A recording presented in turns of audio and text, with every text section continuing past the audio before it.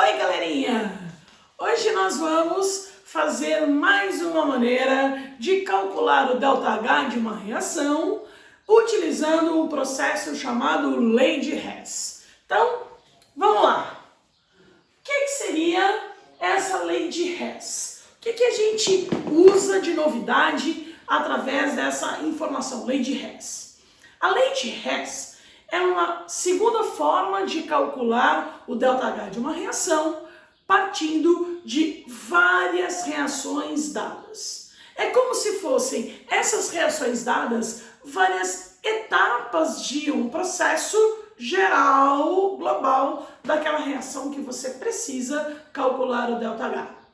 Então, tecnicamente falando, é uma maneira relativamente simples de fazer. Se eu tenho que calcular o ΔH de uma reação partindo de várias reações, várias etapas, o que eu devo fazer com essas reações? Eu vou usar todos os métodos algébricos possíveis. Então eu vou trabalhar com as reações que eu tenho, o ΔH bonitinho, pronto lá, e vou somar essas reações, eu vou adequar as quantidades, multiplicando se for necessário, ou dividindo as quantidades das minhas substâncias, enfim, todos os métodos algébricos possíveis e necessários para que através dessas reações dadas, que seriam etapas de uma reação global, eu consiga chegar naquela reação pedida. Então, vamos lá mostrar como isso funciona.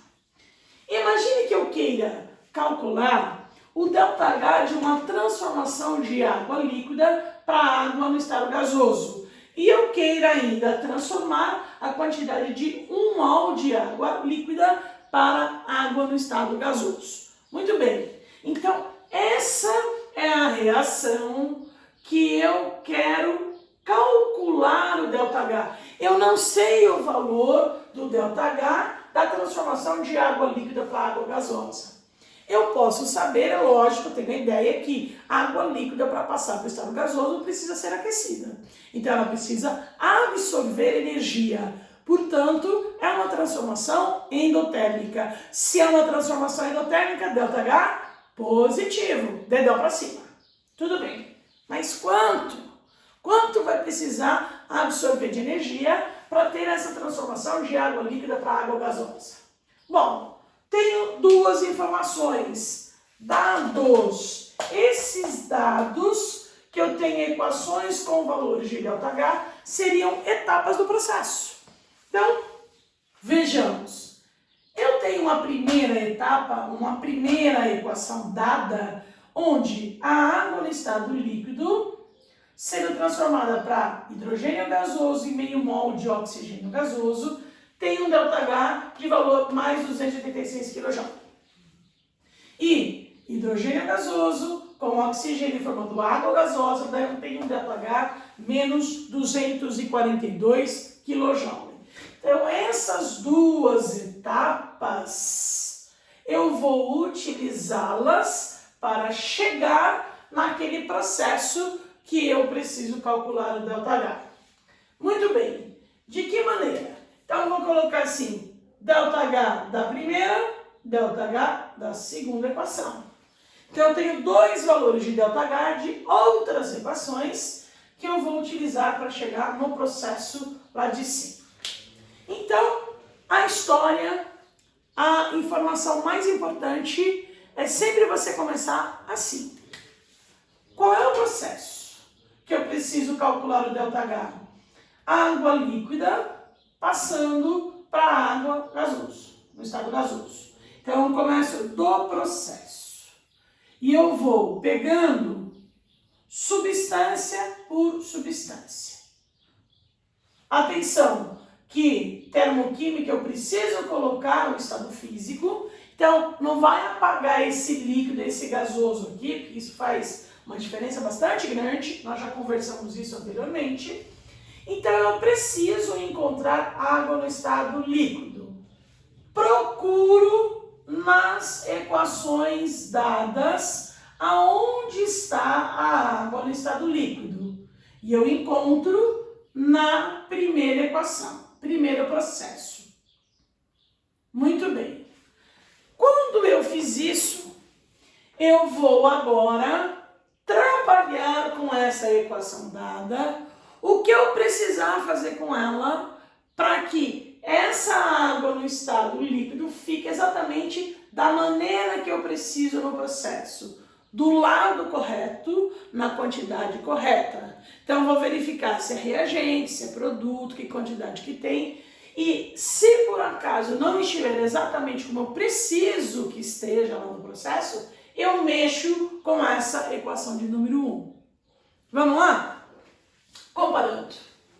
Eu preciso que a água no estado líquido esteja antes da seta, seja um reagente. Vou comparar, é um reagente. Então, um lado tá bacana, tá legal. Então, agora eu vou olhar a quantidade. Quanto está utilizando, precisando de água aqui em cima? 1 mol de água. Quanto eu tenho de água aqui embaixo? 1 mol. Então, está exatamente como eu preciso no processo.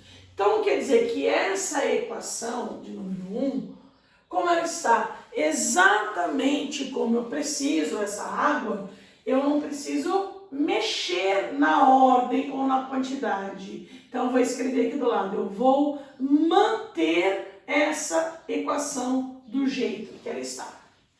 Então, processo 1, etapa 1, equação 1 mantida. Assim eu consigo chegar na água do jeito que eu quero. Muito bem.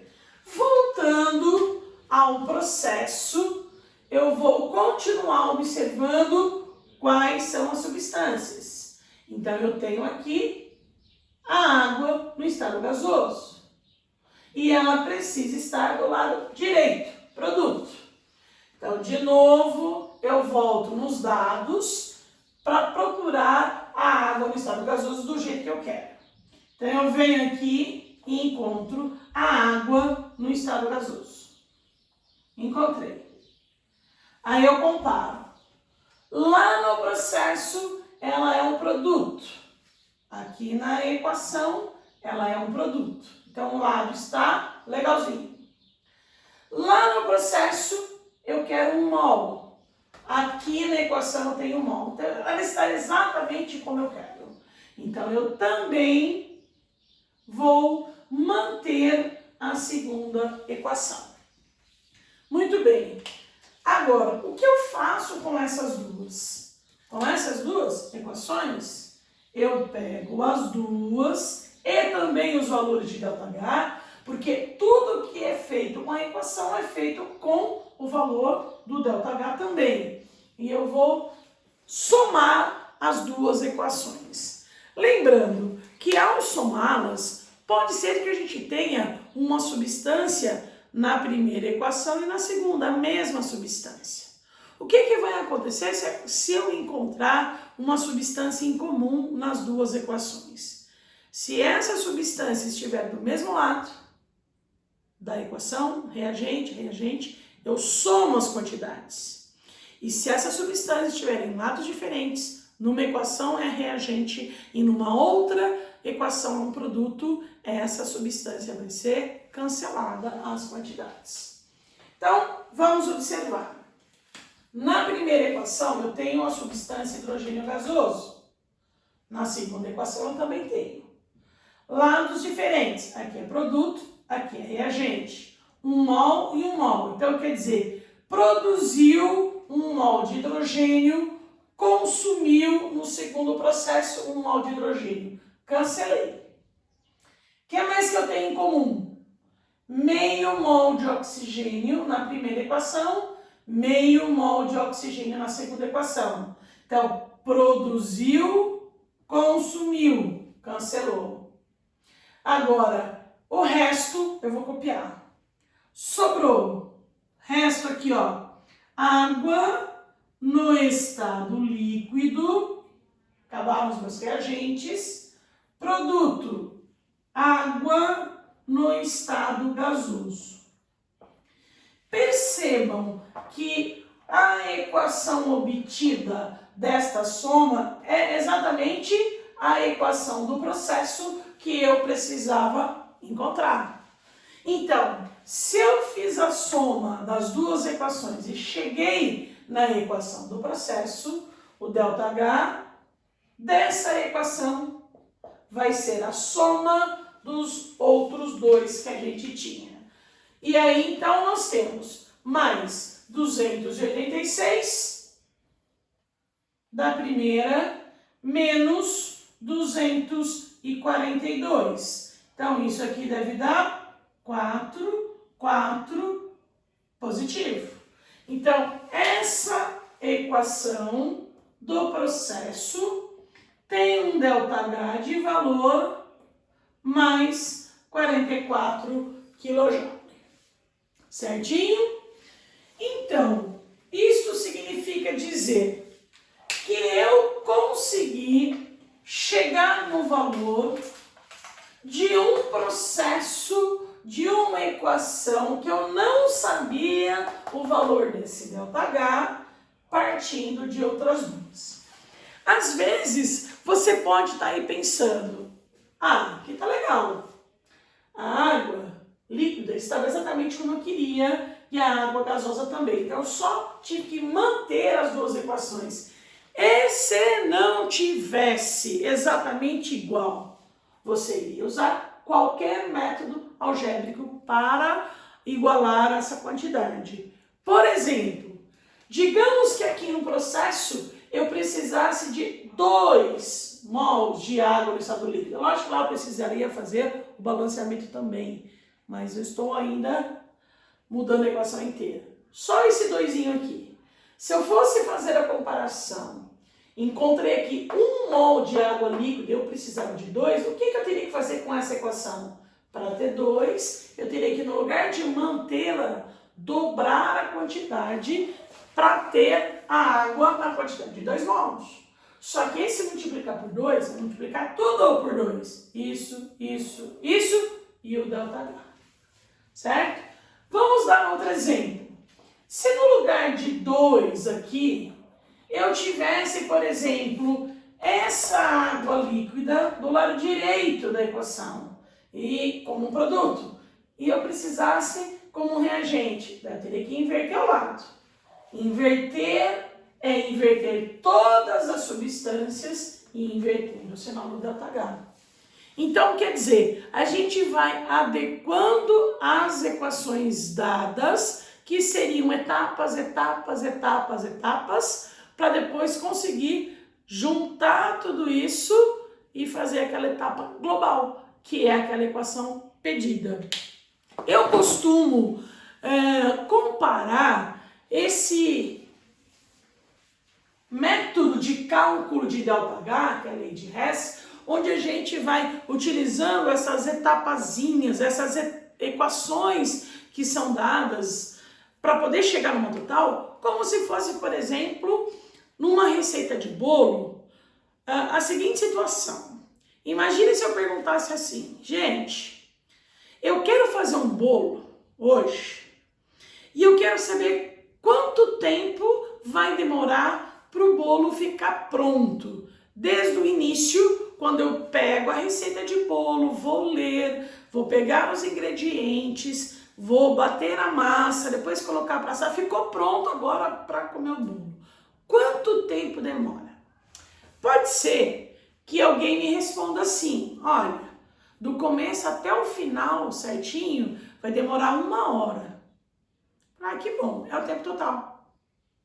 Mas pode ser que uma outra pessoa fale assim, olha, Fuinho, demorou 10 minutos para eu poder ler a receita, pegar os ingredientes e deixar ali disponíveis.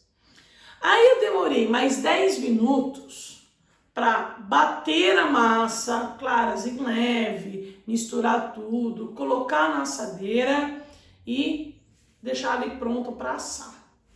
E 40 minutos ele demorou para assar. Aí o bolo ficou pronto. Então, se a gente pegar todas as etapas, 10 minutos na primeira etapa, leitura e seleção de ingredientes.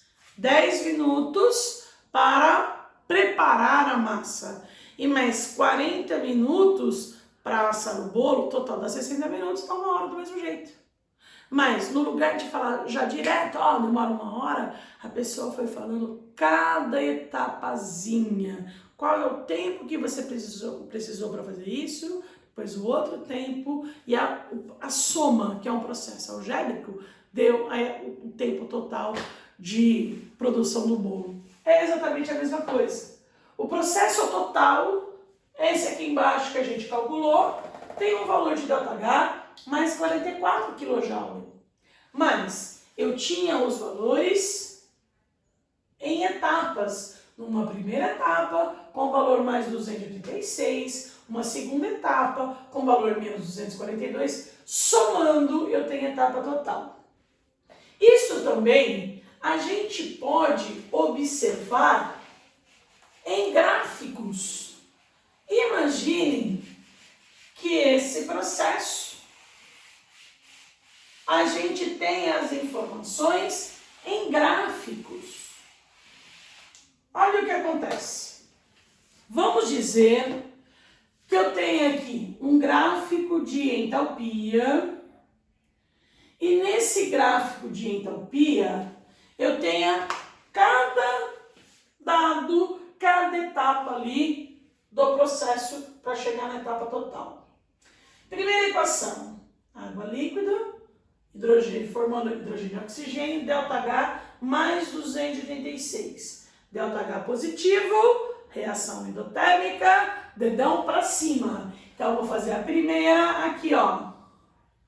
Primeira, não estou colocando tempo, só na primeira transformação, um ΔH para cima, com valor ΔH1 mais 286 kJ de energia. Para fazer o quê? Pegar a água que estava no estado líquido, absorvendo essa energia, ela será transformada em hidrogênio gasoso e meio mol de oxigênio gasoso. Então, essa transformação envolve uma absorção de 286 kJ de energia. Muito bem. Aí eu tenho um segundo processo. Esse. O segundo processo começa de hidrogênio com oxigênio gasoso e forma água no estado gasoso. Hidrogênio e oxigênio gasoso estão aqui, ó. E para formar água gasosa, vai ter um ΔH menos 242. Opa, menos, dedão, para baixo. ΔH negativo. Transformação exotérmica. Começou daqui e vai ter uma queda ΔH2 no valor de menos 242 kJ de energia para chegar num patamar de formação do quê? Água no estado gasoso. Então, essas duas primeiras equações a gente consegue ver agora no gráfico aqui, ó. Água líquida precisa ganhar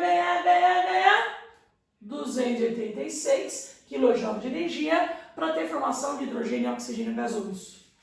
Esse hidrogênio e oxigênio gasoso precisa perder 242 kJ de energia para chegar na água no estado gasoso.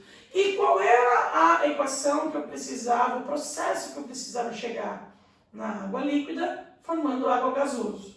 Bom, a água líquida está aqui, a água no estado gasoso está aqui. Então, do líquido para o gasoso, ó, dedão para cima. Então, essa transformação vai ser com ganho de energia. E quanto que vai ganhar de energia? Esse valor de ΔH, olha, esse intervalo tem um valor 286 e esse 242. A diferença dos dois, só que é para cima, dá um valor 44 kJ de energia. Certo? Gostaram?